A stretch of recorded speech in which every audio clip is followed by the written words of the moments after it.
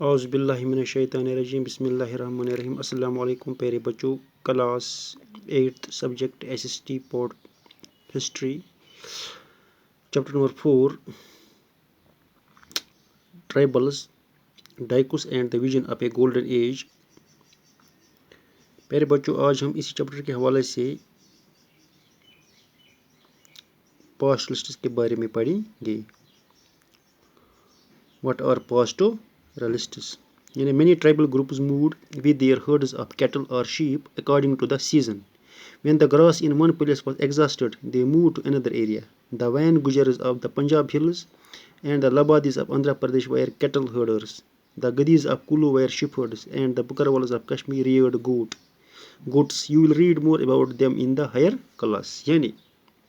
پیارے بچوں جو پاسٹرلسٹس تھے جو کچھ ٹرائبل گروپس تھے وہ اینیمل ہرڈنگ کا کام کیا کرتے تھے. اور یہاں پر جیسے کہ بتایا گیا ہے کہ بہت سارے ایسے ٹرائبل گروپس تھے جو کہ پاسٹرلسٹس تھے جو کہ موو کرتے تھے اپنے ہرڈز کے ساتھ یا شیپ کے ساتھ ایک جگہ سے دوسری جگہ سیزن کے انوسار سیزن کے اکارڈنگ. اور جب ایک علاقے کا گراس تھا وہ جب ایگزاسٹ ہو جاتا تھا ختم ہو جاتا تھا تو وہ دوسرے جگہوں پر موو کرتے تھے سیزن کے اکارڈنگ. وہ ایک جگہ سے دوسری جگہوں پر موو کرتے تھے. کون؟ پاسٹورلسٹس. یہاں پہ پر جیسے ایگزامپل دیا گیا ہے جیسے the Van Gujjars of the Punjab hills and the Labadis of Andhra Pradesh.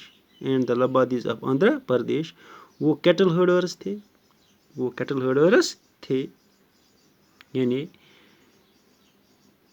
اس کے بعد یہاں پہ دوسرا طریقہ بتایا گیا ہے ٹرائبلز کا جینے کا. اس میں دوسرا طریقہ یہ ہے سم ٹوک to settled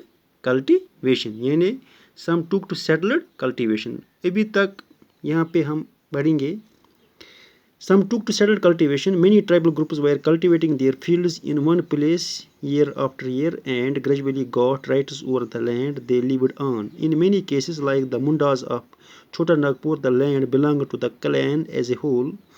Very often, some people within the clan acquired more power than others. Some became chiefs and others became followers. Powerful men often rented out their land instead of cultivating it themselves.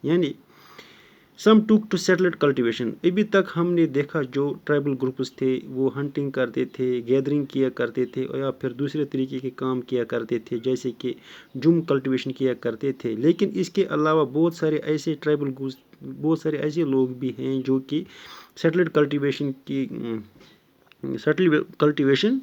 کیا کرتے تھے. دیکھیے 19th century آنے سے پہلے بہت سارے ایسے کمیونٹیز تھے یا پھر ٹرائبل گروپس تھے جنہوں نے سیٹلنگ ڈاؤن شروع کیا یا پھر زمین کے فیلڈز کو کلٹیویٹ کرنا زمین کے کھیتوں کو کلٹیویٹ کرنا شروع کیا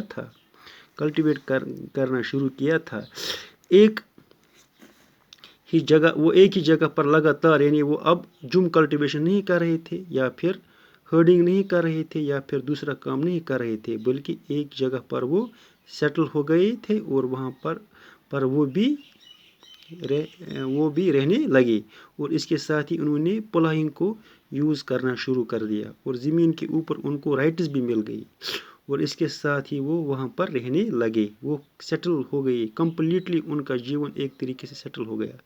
جو منڈاس تھے چھوٹا ناگپور کے ان کا جو لینڈ تھا ان کا جو لینڈ ہوتا تھا وہ وہاں پر رہتے تھے جہاں پر وہ کھیتی کا کام کرتے تھے.